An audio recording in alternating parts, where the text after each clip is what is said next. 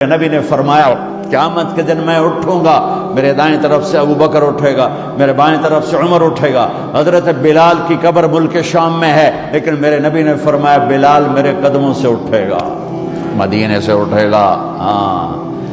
ہائے ہائے، اب نے کہا لوگ پیدل چلیں گے، میں براق پہ چلوں گا، بلال میرے آگے سرخ اونٹنی پہ سوار چلے گا۔ جب میدان معاشر میں پہنچیں گے تو بلال اونٹنی پہ کھڑے ہو کے کانوں میں انگلیاں دے کے اذان دے گا۔ وہ اذان بلالی رہ گئی رسم اذان، روح بلالی نہ رہی، فلسفہ رہ گیا تلقین غزالی نہ رہی۔ وہ اذان بلالی ہم سب سنیں گے جب کہیں گے اشہد ان لا الہ الا اللہ، تو سارا میدان معاشر کا مرد عورت کہے گا سچ کہہ رہے ہو۔ جب کہیں گے اشہد ان محمد رسول اللہ، سارا میدان معاشر کا مجمع کہے گا سچ کہہ رہے ہو۔ اس دن بلال کی اذان سننا، وہ غلام ہو کر محبوب ہوئے، حبیب ہوئے، پیارے ہوئے۔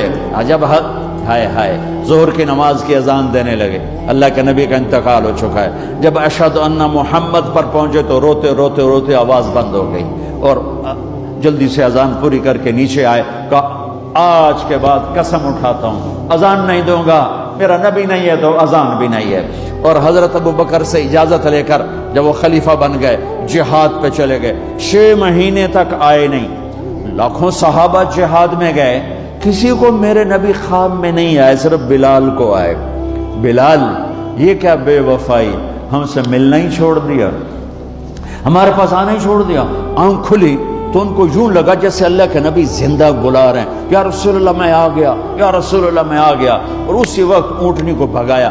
21 دن کا سفر، 21 دن کا سفر 7 دن میں کیا، 7 دن صرف نماز اور پیشاب کے لیے اترتے تھے اور بھگاتے بھگاتے بھگاتے۔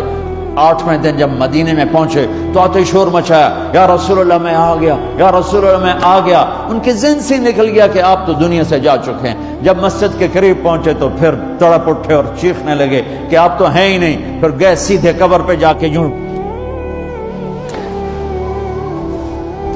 قبر کو لپٹ گئے، یا رسول اللہ میں تو آ گیا ہوں، آپ کہاں ہیں؟ یا رسول اللہ میں تو آ گیا ہوں، آپ کہاں ہیں؟ یا رسول اللہ میں تو آ گیا ہوں، آپ کہاں ہیں؟ بے قراری میں روئے جا رہے، میں تو آ گیا ہوں، آپ کہاں ہیں؟ میں تو آ گیا ہوں، آپ کہاں ہیں؟ نماز کا وقت داخل ہو گیا۔ کون سی نماز سے اللہ ہی جانتا ہے، اور سب کو پتا تھا بلال نے قسم کھائی ہے کہ اذان نہیں دیں گے، لہذا کسی کو جرت نہیں ہو رہی کہ بلال سے کہیں آج اذان بلالی سنا دے۔ تو چند صحابہ کو خیال آیا کہ نبی کے نواسوں کو سفارشی بناتے ہیں، حسنین۔ آپ نے فرمایا میری آنکھوں کی ٹھنڈک حسن اور حسین، میرے جنت کے پھول حسن اور حسین۔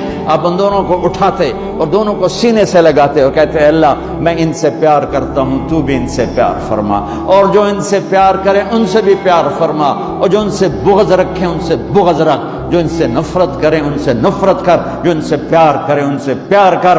صحابہ آئے بچوں کے پاس، حسن حسین، کہ بچوں آج کسی کی نہیں چلے گی، تم بلال سے کہو اذان دے۔ تو یہ دونوں ننھے منھے بھائی، حسن 7 سال کے، حسین 6 سال کے، 10 مہینے کا فرق تھا دونوں بھائیوں۔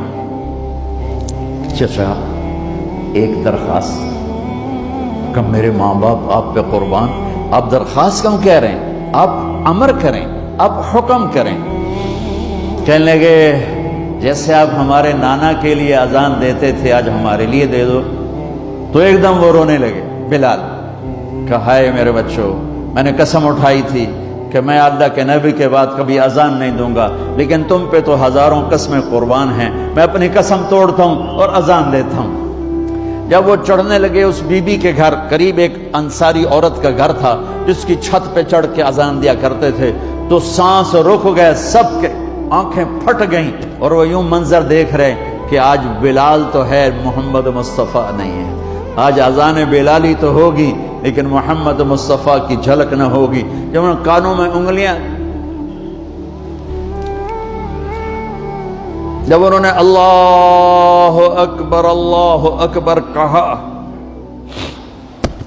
تو مدینے میں گھر گھر ماتم بچھ گیا، عورتیں بھی چیختی ہوئی گھروں سے باہر نکل آئیں، سارے مدینے کی گلیوں میں چیخ و پکار مچ گئی۔